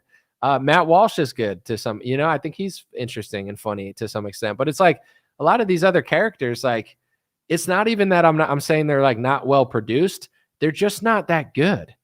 There's a guy, I'm trying to think of his name, but I'm trying to think of his name. He has a YouTube channel. I seen him blow up recently. He's good at what he does. He doesn't have like a very high budget set, but I'm trying to think of his name. He does like little news reports and stuff. And I always thought, man, this guy's pretty underrated and he's doing well. I think on the internet, like if you're as good as you think you are, then I think you'll have some level of success because like people will find you. Like I do believe that, like, you know, but the people that are not that great, they're like, I'm why don't you think like me? I'm like, I don't know. Cause I don't, why don't you act? I don't want to be you. Like, I'm cool. You're not, I don't want to be you. You know what I'm saying? It's not a competition, but like, I don't go to other people and say, and people think I'm being a dick with this, but I'm just being a man where it's like, do I walk around and be like, you should be like me? It's like, no, I only call out strategically people that are obviously lying about some stuff in a funny way to some extent, but I'm not like, why don't you do what I do? It's like, I don't know, because I don't expect other people to do what I do. I like when other people do cool stuff that's not what I do. Some people, they only like what they do. Like I like Glenn Greenwald's reporting. I like Michael Tracy's reporting. they're nothing like me, but I like them. You know what I'm saying? I like Jimmy Dore. I like Tucker Carlson. They're not everything to me, but I like them.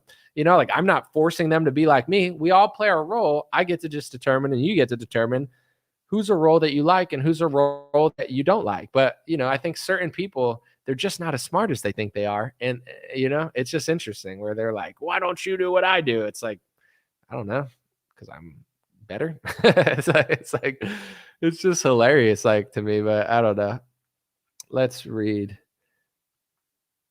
Someone said Joel Davis and Ferryman Solar. I don't know who that is.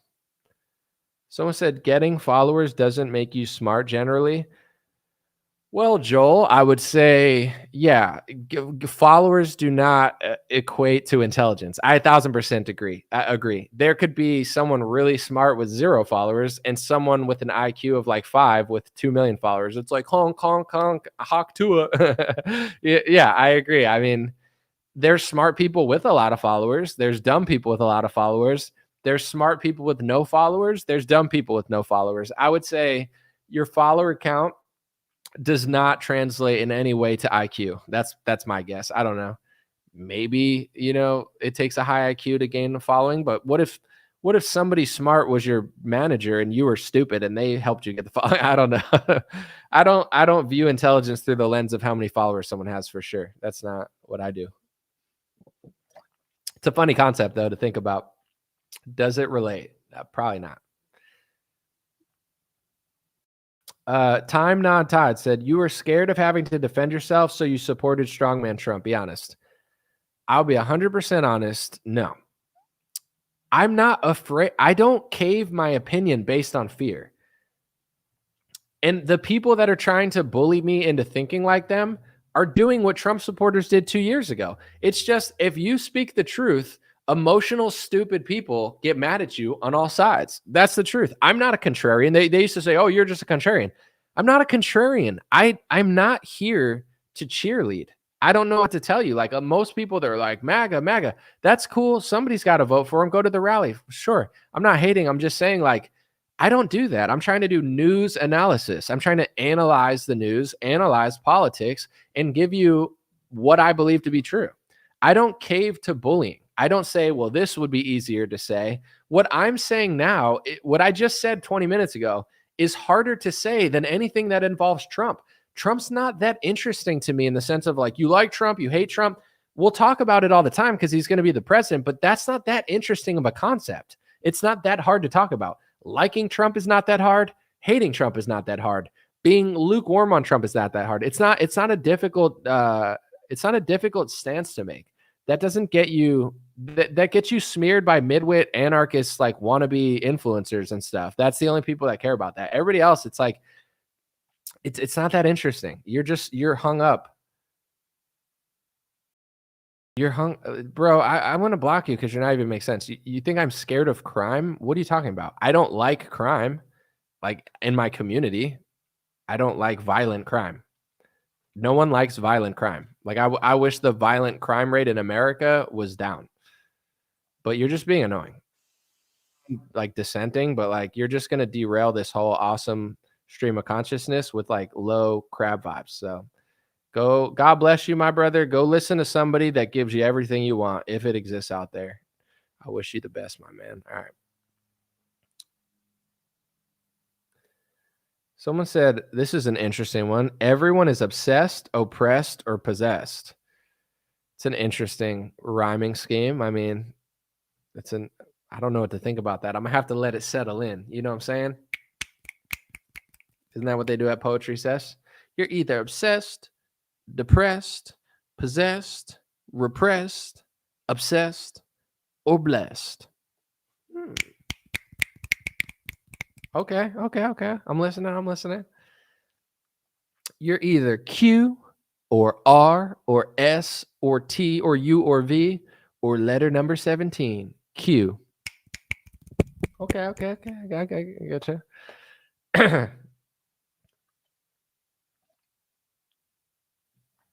Anyway. Melody said I'm cracking up. Thank you. I like to think it's funny, but you never know, because like if I had a stage here and I did that and then I heard like ha ha ha ha ha, then I'd be like, oh, that was funny. But like when I do it to my computer, I never really know. Like, was that, I have this like built-in laugh thing to make myself feel better, where I make a joke. I'm like, you're either obsessed or blessed or oppressed, and then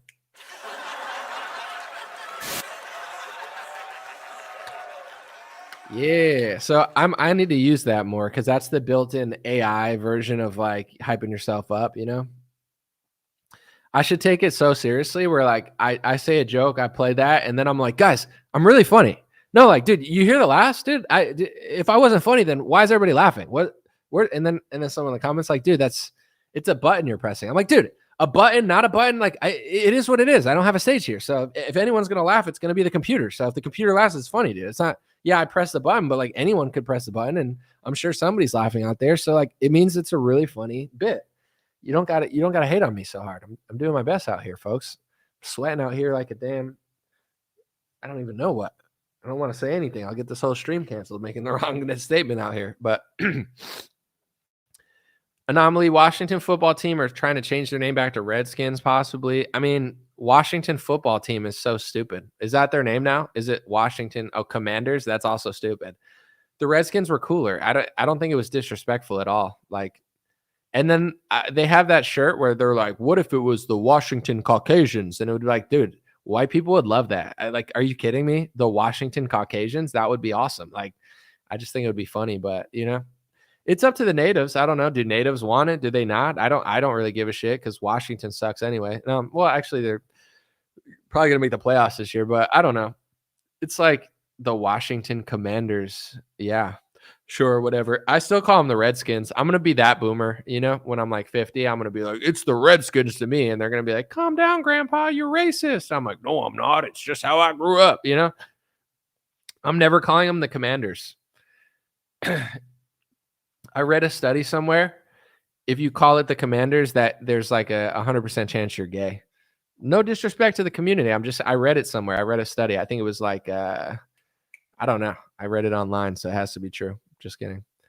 Someone said we want Aunt Jemima back. There's been a lot of fake news. Okay, fake news. There's been a lot of fake news out there that Aunt Jemima's coming back. That's not true. They're not bringing her back. Everybody just like wants her back. I want Aunt Jemima back for sure. But here's the thing. No disrespect to Aunt Jay, because listen, I like Aunt Jemima. She I grew up with her on my bottle. The ingredients are not very good. I'm just going to say, like, look up the ingredients of Aunt Jemima. Not good. Not good, folks. Not good. So I would say when I was younger, I liked it, but the ingredients are just atrocious. So lady or no lady on the bottle, I'm over it.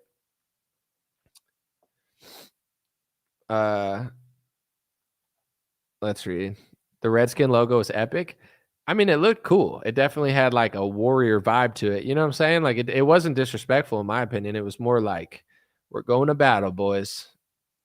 But what do I know? I have no stake in that game. I'm just a young Caucasian boy trying to watch the NFL, trying to be somebody, watching Brett Favre out there throw them touchdowns in Green Bay in the winter. Woo! Watching Jerry Rice catch a few. You know what I'm saying? That's all I was doing. It's not my fault, folks. Washington Commanders, the football team. It's like when it was the Washington football team. It was like when your Sega Genesis broke or something, or your Nintendo 64, you had to like blow in the cartridge to like fix it. I feel like we had to blow in the NFL cartridge. It's like the football. You're just going to call it the football. You're so politically incorrect or correct that you're going to call a football team the Washington football team for a year while you figure out a new name. It's like, just shut down the whole league. The whole league is like every month's LGBT month for the league. Shut it down. Just kidding. I don't want to offend the 3 to 5 gay people that might watch this show. Hopefully you laughed. Hopefully not. Speaking of gay stuff that could or couldn't get me in trouble, there's like a whole thing about the bathrooms again, because there's some sort of transgender Democrat or something in the House, and Nancy Mace, who sucks, but she's okay, I guess. She's like, no, you're no transgenders in the bathroom. And everyone's like, hallelujah, Nancy, or whatever, right? So they blocked out transgenders in the bathrooms, and the Democrats said, I'll use the men's room if I have to. I'm just trying to serve the country or whatever. And then all these Republicans are posting with Caitlyn Jenner. Are they going to make Caitlyn Jenner use the men's room if Caitlyn Jenner comes to Washington? Because they're like, we don't like the trannies in our bathrooms, but Caitlyn Jenner's the next. It's like, I don't know. I'm just asking the question. Like, are Republicans going to be like, that's a transgender, but that's our transgender. She could use it whatever bathroom she wants. But the Democrat was like, what are they going? Seriously though. I mean, this is kind of a funny bit, but serious question. Are they going to make Caitlyn Jenner use the men's bathroom too? Or like, is Nancy Mace going to stand up there and be like, listen, when it comes to transgenders, if they wave an American flag and want to fund Israel, then that's our tranny. And we're going to let them use whatever damn bathroom they want because this is America. People are going to be like, hell yeah, we will. She could piss on the walls of Congress if she wants.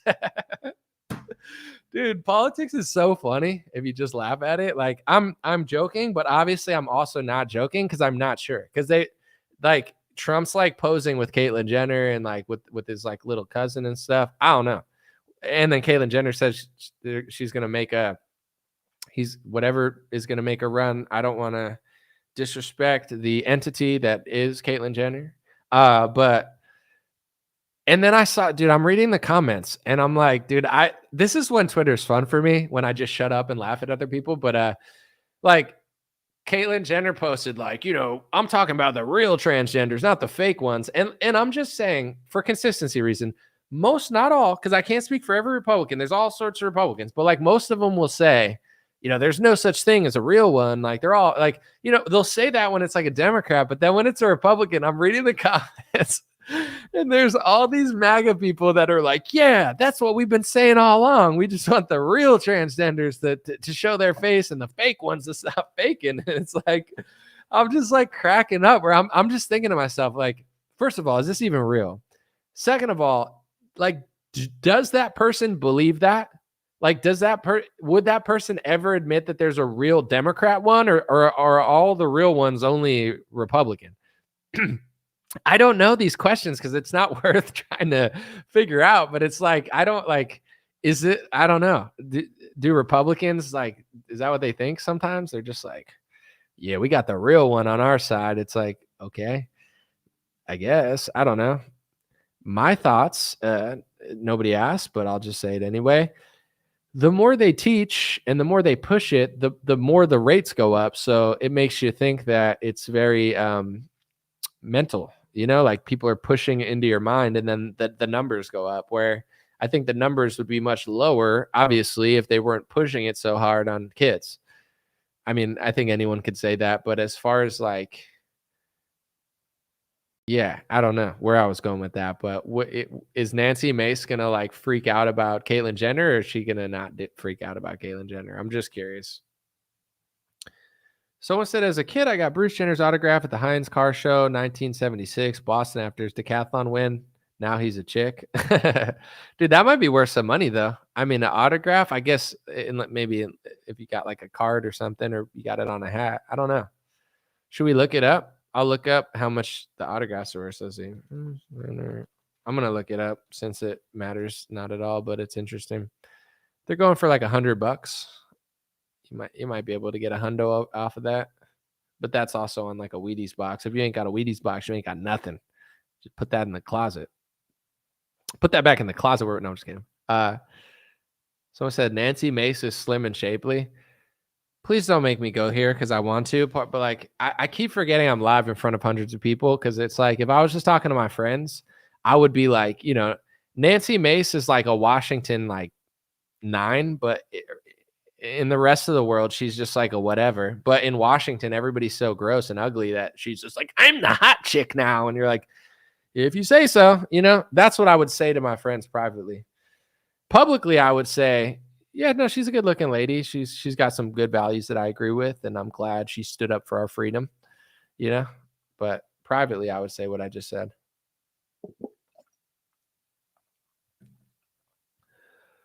Whew, it's getting hot in here.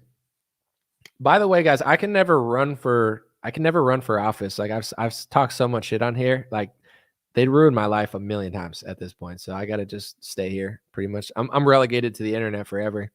I don't think I'm allowed to run for office. They're like, they would just have a whole laundry list of like funny shit I said. And everyone would be like, no, that's pretty funny.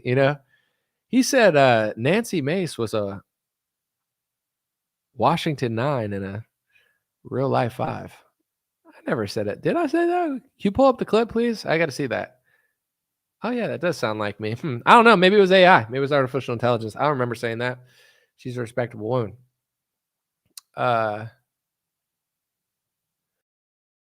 What's that? Anna Paulina Luna. I've actually met Anna Paulina Luna. We actually, not in that way, but we go back. Before she was in Congress, I was friends with her. And I'm not trying to be weird with it, but like, she was doing politics before she was in politics. And she was trying to like run events and do stuff. We have mutual friends. So I've met Anna before she was in Congress. I'm gonna be honest, so I'm proud of her. I think she's doing better than most people in Congress. She's voting very ethically. She's closer to Thomas Massey in voting patterns than almost anyone else is. So I think she's done a good job. Congrats, Anna. Keep it going. You go, girl. So when am I gonna bare knuckle box versus Tim Pool? Never. I think we're in different weight classes. I don't know. He could be packing on the pounds, he could be a tiny heavyweight or something, but yeah, it's probably not going to happen, but in the right situation, I would love to like have a boxing match against Tim Pool. I think that would be hilarious. If not, basketball, I'm fine with any sport really. I like sports. What I really want to do, and like I'm going to put this out there. Vivek Ramaswamy, he's always posting like tennis pictures. I want to play Vivek Ramaswamy in tennis. If anybody's watching this that could set that up, I guess I could text his manager, but I don't know if they hate me or whatever. But I want to play Vivek in tennis. Like, I think that would be fun. I want to play a set, 2 sets. I don't know. I got cardio, so whatever he wants to do. Not now. I don't have cardio because I'm sick. But who do you think would win? Let's ask the chat. Vivek posts a lot of tennis, videos. Who would win, me or Vivek in tennis? I want to find out. Vivek Ramaswamy, if you're watching this, or anybody that knows him is watching this, let me play the guy in tennis. That's all I want. I think it would be fun. It would make us closer in a not weird way. And I just like sports. I don't know. I like sports more than politics, so that would be fun. Let's see what people think. I'm going to read the comments. I think it's on like a 10-second delay. I can't tell how good Vivek is though, because he only like posts like clips of like one side. So someone said you, Vivek, you younger, you're more athletic. True and true. I think most people think me, but it doesn't matter. Opinions don't matter. Only the reality matters. Let's do it. Let's set it up.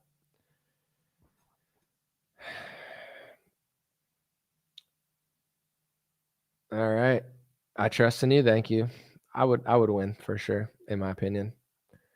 My serve is not great, but I'm super athletic. I return everything. I got good drop shots. I'm good at, my aim is good. I'm pretty sick at tennis. I'm not like Pete Sampras or anything. I'd probably get the shit kicked out of me by like actual tennis players. But as far as like amateur tennis players, I think I go pretty hard.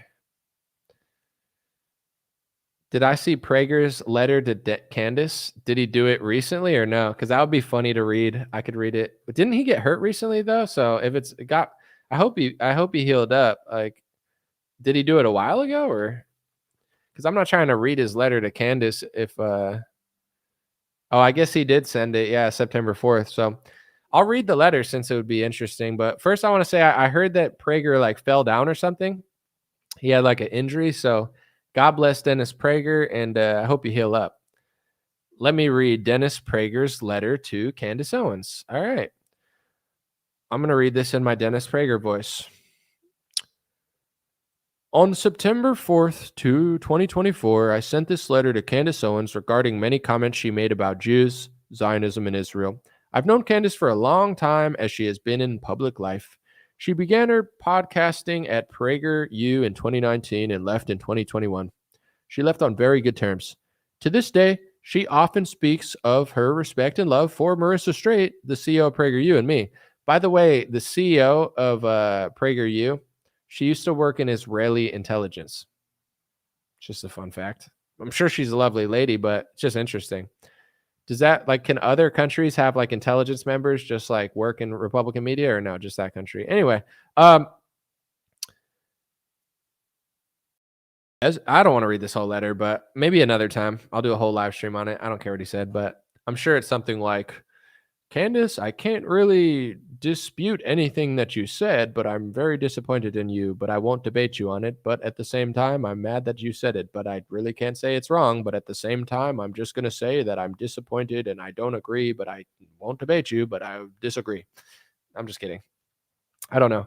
I've been waiting 5 years to debate somebody on this topic. Nobody wants to. I did it with this lady called Conservative Mama.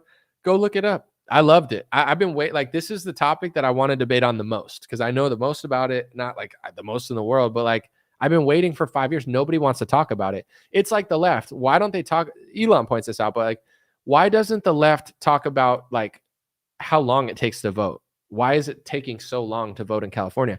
It's not a debate they could really win, so they just don't talk about it. So they just like act like it's not happening because if it ever gets brought to the national stage and like Democrats talk about it, most Democrat voters would be like, yeah, it doesn't make sense to count for 30 days. Like that's just weird, you know?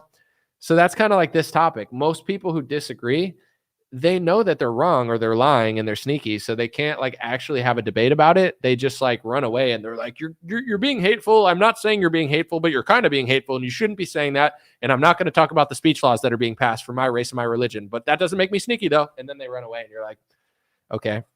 I just can't imagine doing that. Like I said, if it were my ethnicity or my religion and I knew about the speech laws and I knew about how society worked, I would know exactly what they were talking about and I would just be honest about it. Dave Smith, he's the perfect example. He's Jewish. He's very honest about this stuff. That's why he's so trusted. Dave Smith is like one of the most trusted people in news because he's trustworthy. He doesn't demand trust or call people hateful. He just exuberate. He just does honest work. You know, it's like nobody, I mean, some people, there's always going to be haters, but at the end of the day, it's like Dave has earned people's trust on these topics because he's just like, yeah, I'm Jewish, but I'm also American and I like America and I'm just going to tell the truth. And people are like, yeah, we like that. Isn't that, it would be that easy. Like if everyone did that, but it's just not. So I don't know. Prager, he's like, I've sent more people to Israel than any other conservative media mogul. Okay. It's awesome. You know, like he always says that, like he sent more conservatives to Israel than anybody. He says, I can't be anti-Semitic because I send people to Israel every year. Sure, for sure. I agree. You're definitely not anti-Semitic. I would never think to call him that, to be honest. But, so I guess someone does. Everyone's always accusing it. I'll never forget this. This was a while ago when I first started talking about this. I knew some lady. I'm trying to think of how I even knew her. Through a friend of a friend of a friend. I don't even remember, but she was like my politics. It was like, yo, let's get a bite to eat or whatever. So I hung out with her and she told me, she goes, she said she had a friend. I don't know who she was talking about. She didn't mention, but she said she had a friend who was Jewish and was a huge donor to the Republican Party. And she said that he told her that Anomaly's right because even though he was a huge Jewish donor that donated to the Republican Party for like Israel causes, people were calling him anti-Semitic. And I think it pissed him off because he's like, how am I anti-Semitic? I donate to Israel, or, I donate to the Republican Party. I'm Jewish. How could I be anti-Semitic? Like, that's what he said. So he was pissed off because some other Jewish person called him anti-Semitic. And he was like, you know what? Anomaly's actually right about that. I was like, I told you, I'm not, I've heard that so many times. I mean, I've also heard the opposite, but so many people have been like, Anomaly, yeah, no, I get it now. I think I get it. Because all it takes is someone falsely accusing you of that word and like making no sense. And then you're like, okay, I see it now.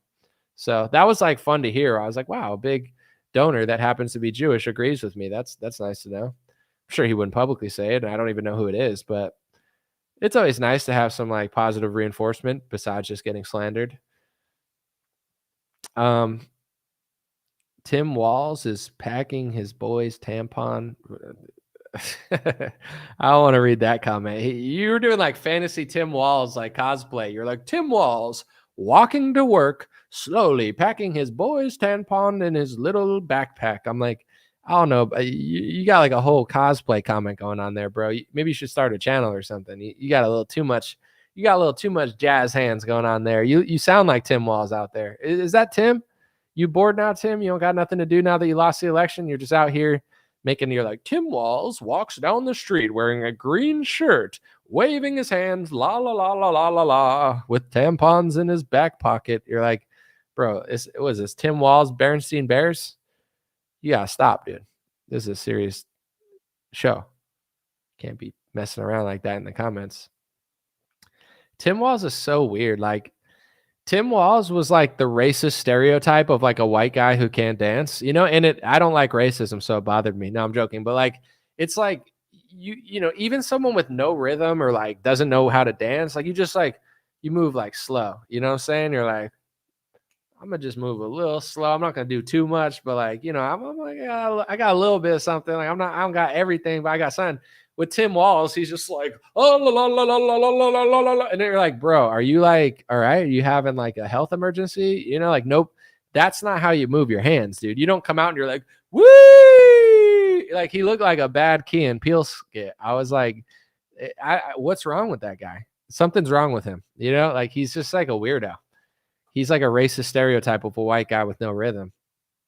And then he's just like you. He used to coach football. It's like, he's not like me. He's not like anyone I knew. If he went to my high school, people would not like him. You know what I'm saying? Like college, same thing. He's just not, he would not fit in with my friend group. But, you know, I guess I do know, I remember people like that, but we used to be like, dude, that guy sucks, you know? And then like they grew up and then they sucked.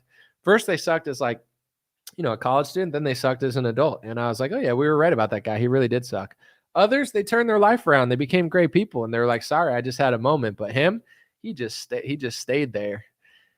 He just stayed in that moment and never left. And I guess if you're a big enough piece of shit, you can rise the ranks of the Democratic Party. You just have to lie and be slightly more impressive than the next disgusting goblin standing next to you. They're like, "He's cool." It's like, compared to who? Compared to like the devil? Yeah, I know he's awesome compared to like a freaking rock. But if there were actual people. This is something too that's interesting with the Democratic Party, because I'm calling this out early. I said it a couple weeks ago. They're facing an authenticity problem. I don't know like how they got this bad. I mean, I do know how because I've watched it happen, but Obama had authenticity. I'm not saying he's like awesome, but like he was better than Tim Walz. He was better than Kamala. They don't have any authentic people. They've chased away the authentic people. Oh, where's Joe Rogan? He was a freaking Bernie bro 2 years ago, but you scared him. You know, you scared him to Texas, and now you scared him into Elon Musk's hands. Like, you know, they're screwed. Like they don't know where to go. They're like, maybe if we just put Kamala on the Hot Ones podcast, dude, she sucks. Like Obama had a little bit of swag. He wasn't the coolest person, but he was kind of cool. Bill Clinton was kind of cool. I'm not saying he was like great, but he was kind of cool. They have no one cool. Literally no one's cool. The coolest thing they could do is like Alec Baldwin, but then he shot somebody. And then it's like The Rock or something. I don't, you know, like they need to really dive deep in their bag to find like an actor. They got to go the Zelensky route, get like a comedian to run. That's their only chance, because then they're at least like scripted, but they're a disaster. They have no authenticity. If Trump plays his cards right and RFK plays his cards right, we could win for the next 20 years. And I'm not submitting to the technocracy slave state. We will win. Humanity will conquer. God-fearing, God willing. You know, the end times, I do not believe they're near. I believe that we can, like many civilizations have a renaissance. I'm not submitting to the negative. Pay attention. We can call out the nonsense, but I'm not going to doom and gloom and act like I'm 100% certain about it. I feel kind of good about stuff. And why not? Why not? Why can't we push America in the right direction? I want to say this real quick before I leave too. The same way RFK made a deal with Trump, that was genius. I'll do this for you, but you have to give me this. It was great.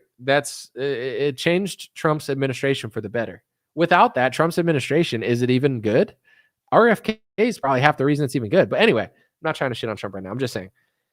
With that being said, like in order to change the system, like I understand certain people that are like, I'm going to sit it out and it's all going to collapse and I'm going to win.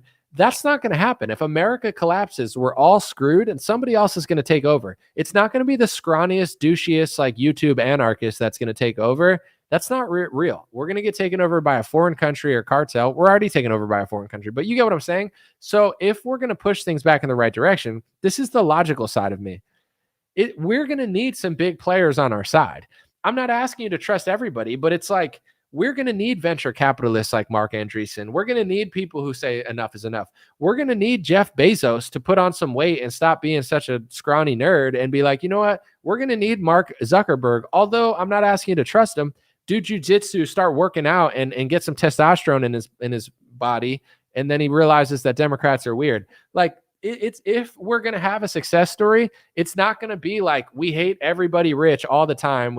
There's no room for anyone to ever change, and it's all bad and we're all going to be slaves. Like, that's not real. And also, it's not going to be like, I didn't vote, now I'm the president and there is no president and we're all living a perfect anarchist harmony. Also not real. It's like, it's going to take people in the system who've had enough, people who are billionaires who say no. I'm not asking you to fully trust them, but it's like, I do see that a lot of smart people with a lot of money, if America falls, they're screwed too. You know, not all of them have somewhere to go. Not all of them. Like, some of these people, they're like, dude, if this country fails, then I'm not even crushing anymore. And there's no point of being rich in a failed country. I'd have to go somewhere else. So I do believe that a lot of people that are wealthy, they see what's going on with the debt. They see what's going on with the Democratic Party.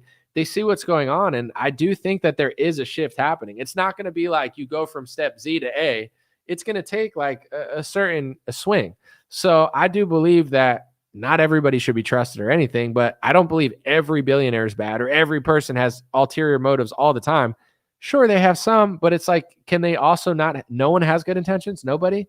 I don't live in that reality. I think some people can.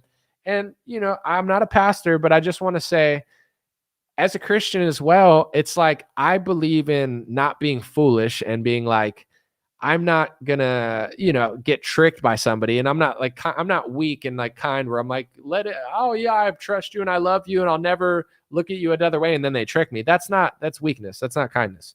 But at the same time, it's like, God is the ultimate decision maker. Like, God, like, at the end of the day, he's going to decide who is and who isn't, who's good and who's bad. So it's all of our responsibility to be the best version of ourselves, because I believe at the end of the day, that's the ultimate judge. Yeah, I make videos. Yeah, I judge. I'm not saying I have no opinions about stuff, but when people want to draw a hard line and say that person could never do something good, how do you know? You're not God.